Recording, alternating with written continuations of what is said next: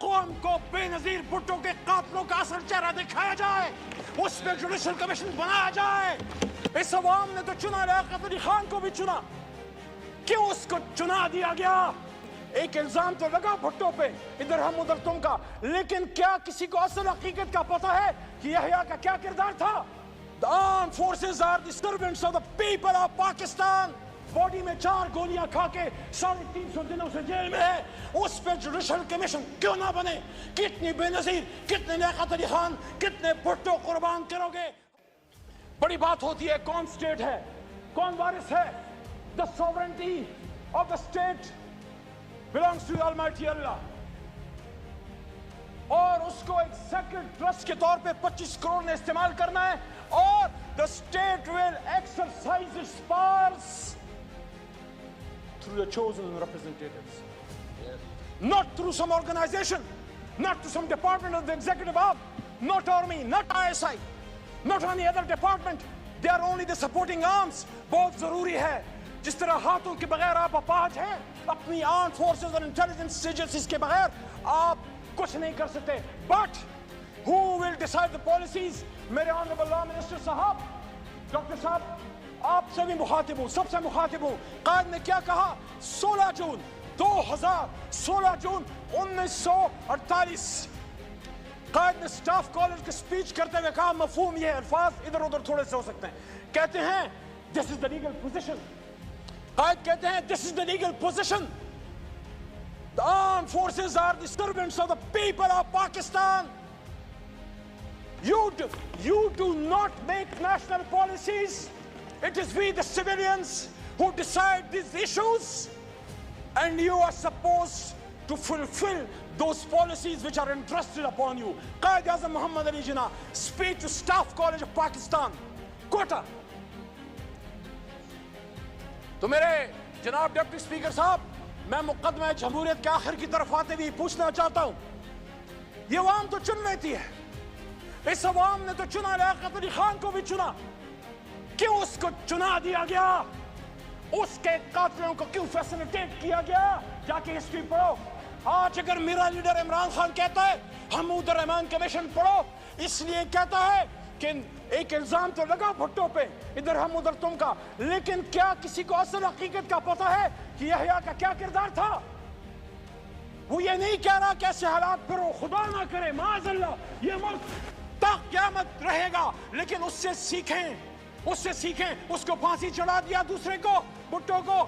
آج میں یہاں بطور سیاسی کارکن ڈیمانڈ کرتا ہوں جناب ڈپٹی اسپیکر صاحب، پاکستانیوں کو بتایا جائے، ایک ایسی خاتون جو کھڑی ہو گئی، اس کو لیاقت باغ میں جب شہید کیا گیا، قوم کو بے نظیر بھٹو کے قاتلوں کا اصل چہرہ دکھایا جائے، اس پہ جوڈیشل کمیشن بنایا جائے۔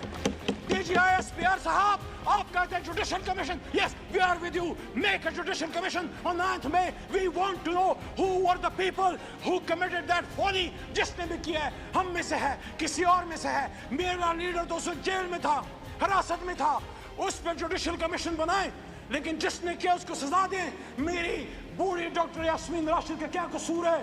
آپ ہی کی طرح، ماں جی آپ ہی کی طرح کی وہ سینئر سٹیزن ہے، کرونا میں ہیرو ہے اس قوم کی۔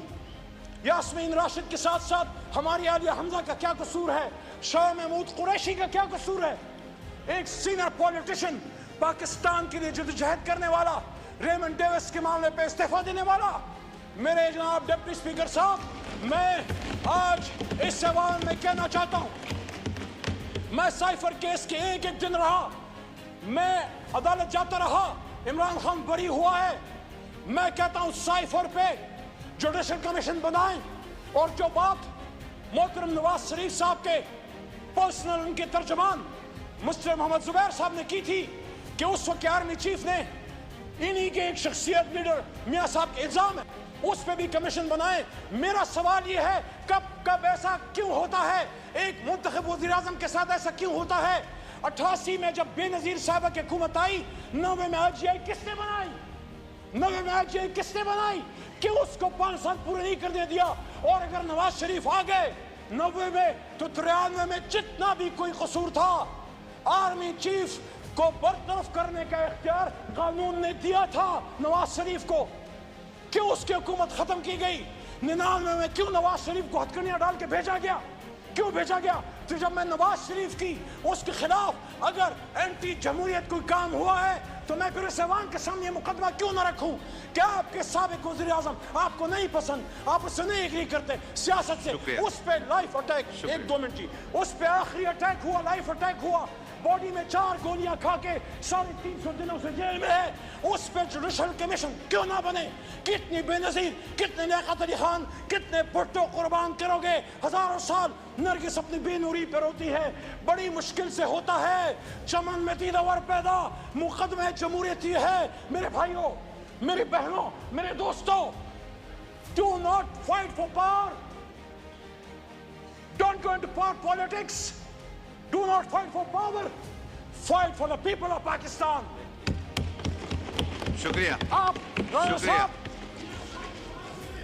شکریہ۔